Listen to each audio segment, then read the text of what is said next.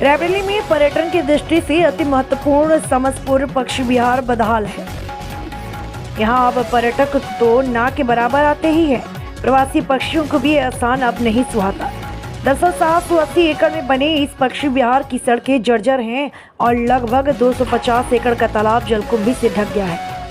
वर्ष 1987 में रायबरेली जिला मुख्यालय से लगभग 33 किलोमीटर दूर रायबरेली वाराणसी मार्ग पर सलोन कस्बे का यह पक्षी विहार कभी प्रवासी पक्षियों से गुलजार रहता था।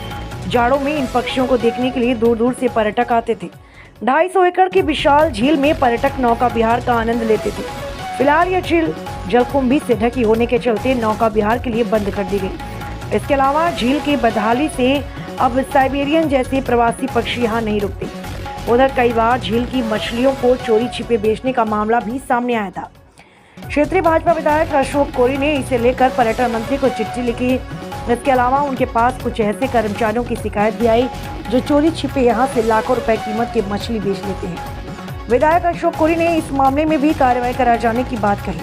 अशोक कोरी ने कहा कि पक्षी विहार पर्यटन की दृष्टि से अति महत्वपूर्ण है, ऐसे में इसे लेकर उनकी तरफ से कुछ भी काम कराया जा रहा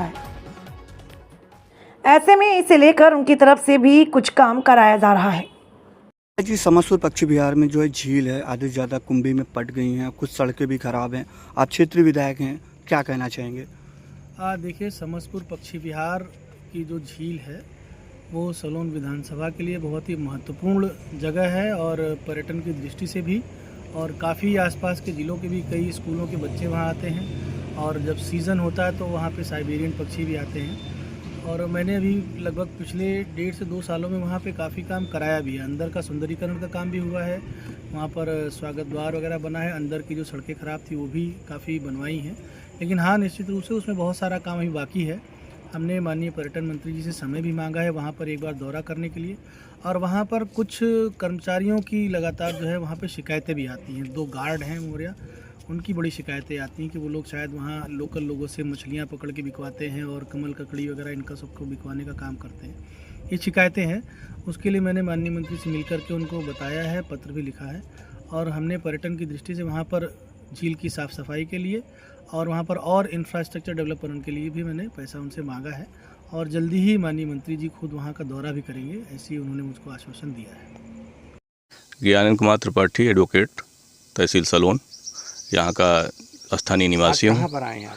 आज हम समसपुर पक्षी विहार में मौजूद हैं और यहाँ पर समस्याएं ये है कि जो मुख्य मार्ग है समसपुर पक्षी विहार की वो एकदम जर्जर हो गया है, और जो भी स्थानीय लोग हैं या जो भी बाहरी पर्यटक आते हैं उन्हें आने में बड़ी परेशानी होती है।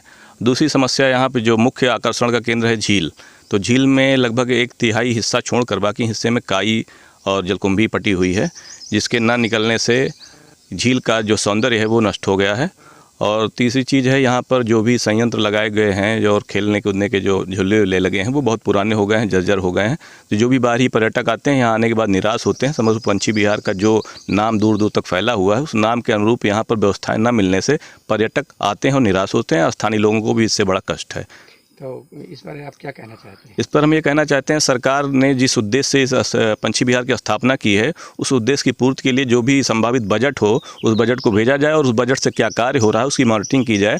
पैसा समय समय पर आता भी है, लेकिन वो स्थानीय स्तर पर उसका क्या उपयोग हो रहा है इसकी मॉनिटरिंग की जाए, और समसपुर पक्षी विहार का जो प्रदेश स्तर पर नाम है उस नाम के अनुरूप इसका विकास किया जाए।